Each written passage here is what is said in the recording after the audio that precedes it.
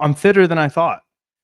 No, I'm not. I'm not fitter than I thought. We're talking about tempo and how it impacts your jumping performance, both 1 foot and 2 foot. So I did tempo today, and I was just talking to. Okay, let's actually define tempo. What do you, when you hear tempo, Isaiah? What do you think? Do you think interval tempo? Do you think like, because distance runners use it a little bit differently than like what sprinters use it as. Yeah. So what's your kind of understanding of those definitions?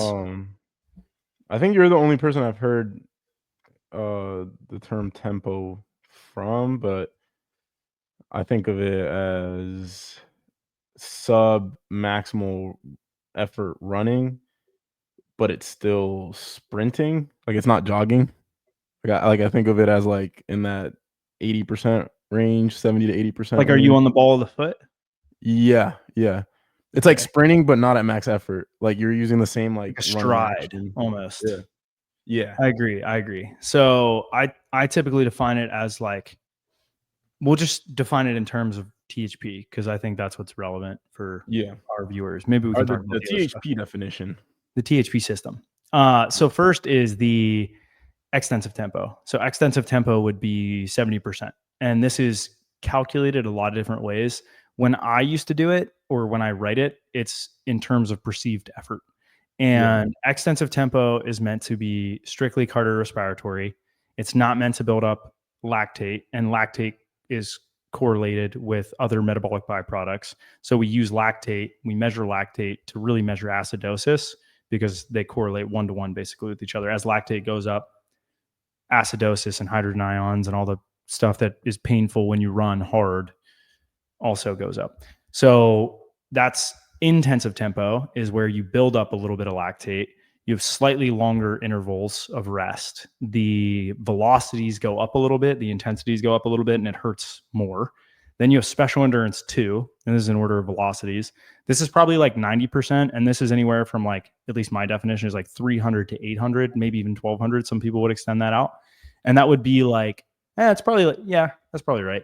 And this is the stuff that's like 800 type pace. It's really painful, basically as fast as you can run those given distances, right? A 400 or 800 or, a 1200 or something like that, depending on the athlete. Like some athletes are going to preferentially be better at the 1200 or the 1000 or the 800.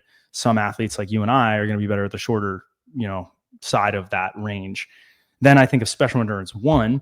Special endurance 1 is basically from 150 to 300 ish. And then speed endurance, and that's at 100%. So that's like literally like 200 type speed. Maybe like getting into the 4. Then you've got speed endurance, which is basically, how long can you maintain max velo? And that's really only going to be like 30, 40 meters, right? So like up to 90, maybe 110, maybe 120. And then you've got, max velocity sprinting, which is really only 10-meter flies, maybe a 30-meter fly, like maybe, but that's even kind of trending towards speed endurance. So when I use these different running velocities and I use these different distances, I'm typically under a few common understandings. One is going to be the faster the speed, the longer the rest. The more intense it is, the longer the rest intervals need to be. When you're trying to hit certain, what would you call them? Energy pathways, right? So like when you're in that lactic or glycolysis, like anaerobic glycolysis, that's like anything from basically special endurance onward into intensive tempo. That's where you're going to build up a lot of lactate. It's going to be really painful. But then extensive tempo is kind of interesting because you're running a lot slower, but it's not like a jog, and your intervals of time go down quite a bit, and your intensities are still kind of high. So it's like a little bit of a transition there, and you can play around with those, what I would call like densities of work to rest ratios accordingly to get different metabolic goals achieved. And then, it's interesting too when you look at the neurological aspects, because when you look at like max velocity sprinting, that's very, very, very neural. You have very, very high motor recruitment. There's very high rate coding. Muscles are turning on and off very quickly. You're getting like the hamstring is relaxing really, really, really fast. As fast as it turns on, it has to relax. And, the quad and hip have to turn on subsequently. So it's a little bit interesting when you're looking at those metrics. And then on the far end of it, when you're looking at like the extensive type stuff, you're getting all of the elastic contacts, but it's not really it's not that neurological. It's not, rate coding is not necessarily the limiter in your ability to perform that. You're looking more at like VO2 max, which is your ability to essentially use oxygen. At what capacity, what level can you use oxygen given your body weight? And then the other one is going to be your lactic threshold. So like at what work level are you at before you start producing lactate a lot? And so extensive should be below that, below lactic threshold. And that's what I like a lot of my athletes do on their easy days, because oftentimes they can come out of that feeling a little bit better. And I think that's the big upside of it.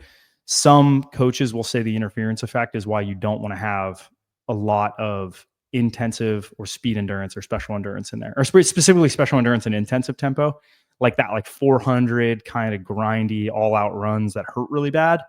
And that's what you get a lot in basketball, is that type of work. And the downside is that you aren't really getting good at anything, right? You're not really getting faster. You're not really improving your max speed.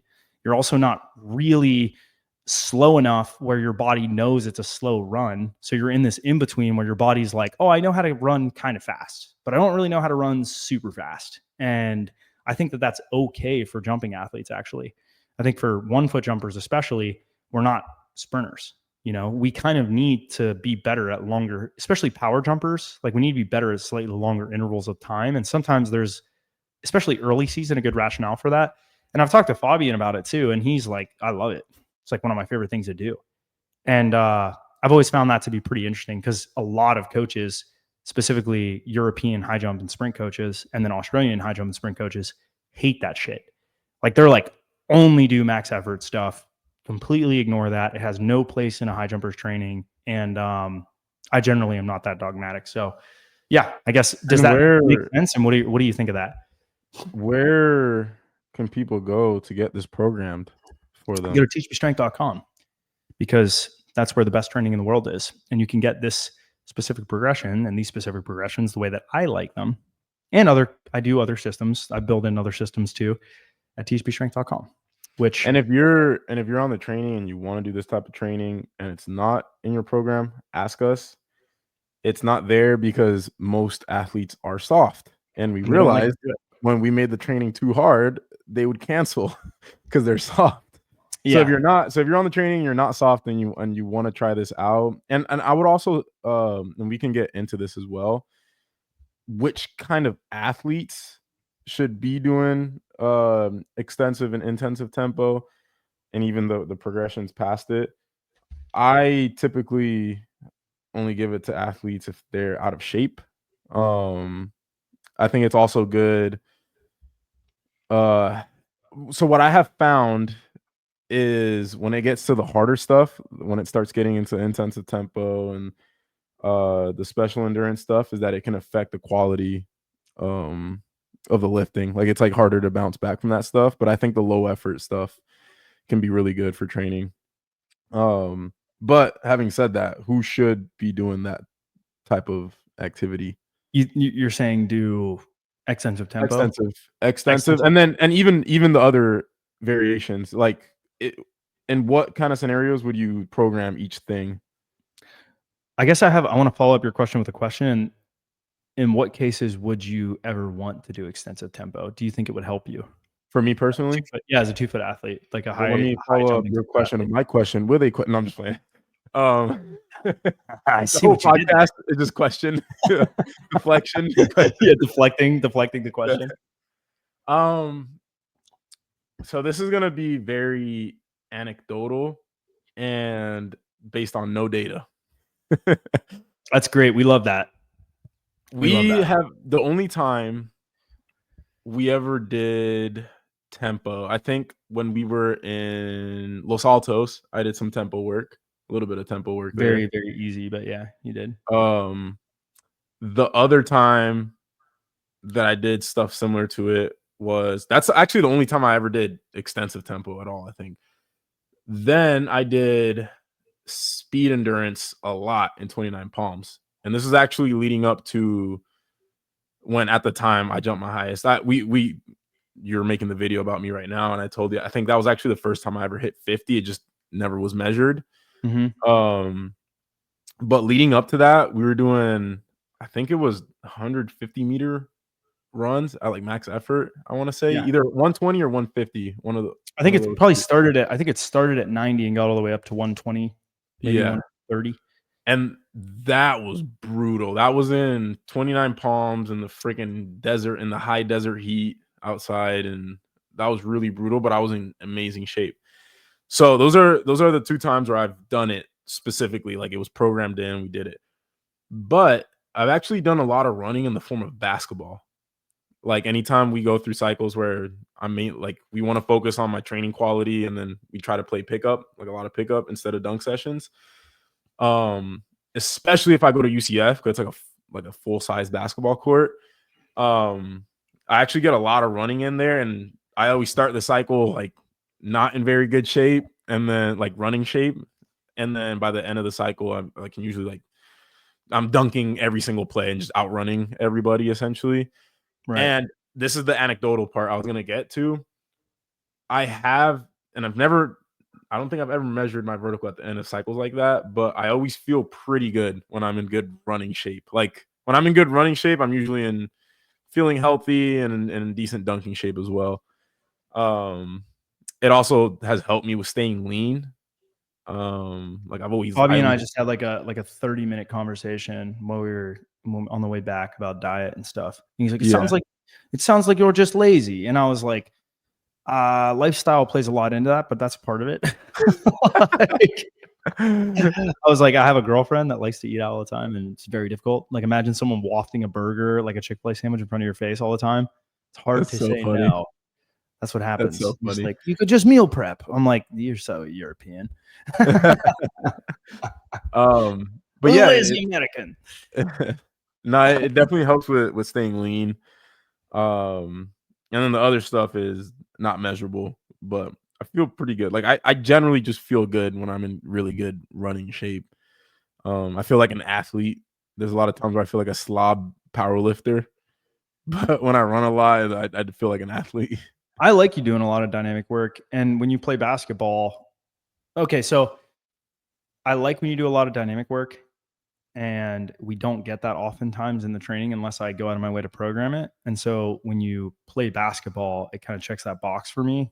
And I like that. I think it kind of offers a lot of doubly checking boxes and Yeah, keeping you healthy too.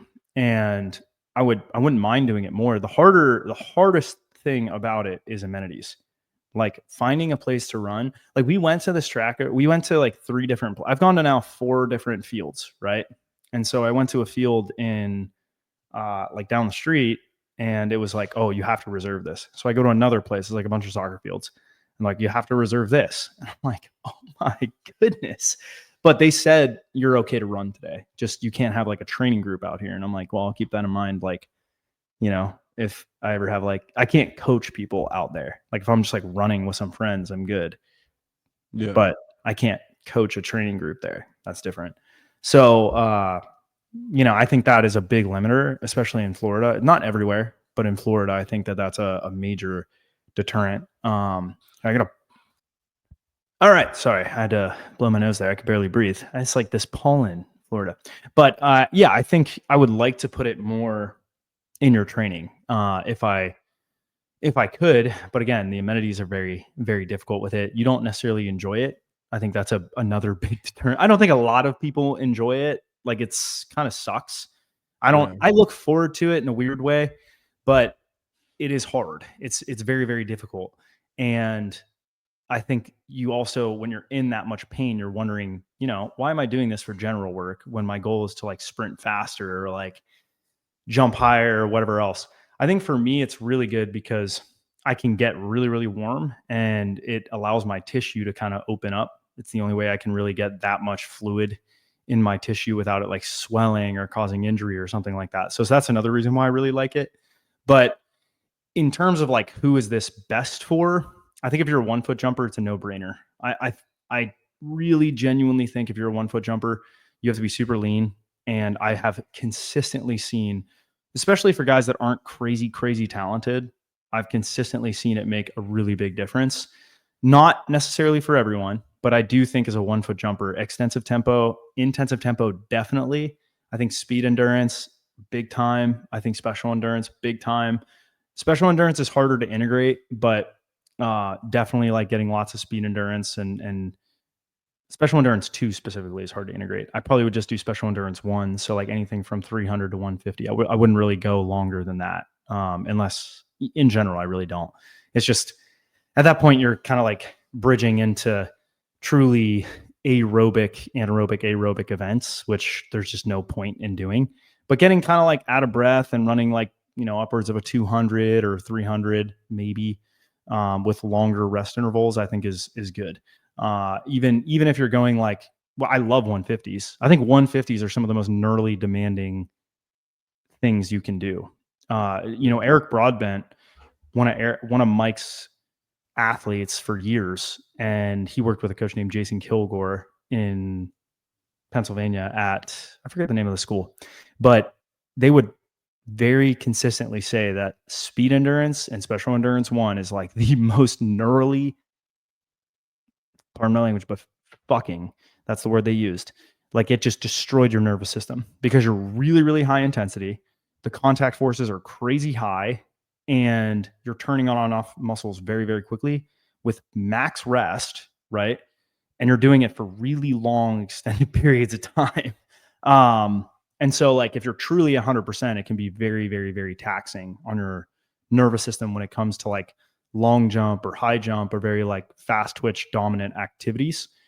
I personally find that stuff doesn't impact me that much. I'll pretty much maintain like a pretty good baseline.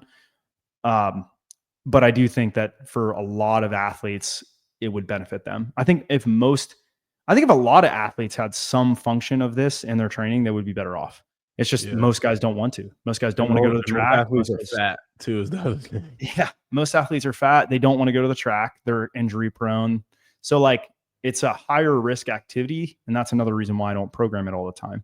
Like if I have you go out and run, I put it in a lot of people's training, but if I have, go out and run 150s with 2 minutes rest, they finish it and they're like, that sucked. I didn't sign up for this. It's like, okay, well, Cancel. yeah, exactly.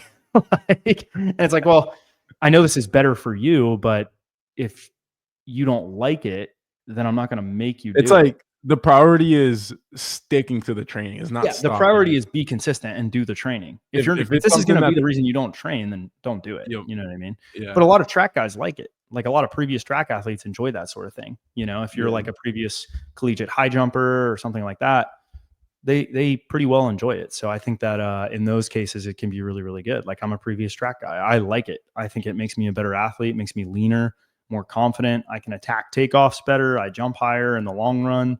My highest jumps came after doing a lot of tempo, like months of tempo and then backing off. So take that for what you will. But this is a good place to close it off. We'll see you guys tomorrow. Ciao.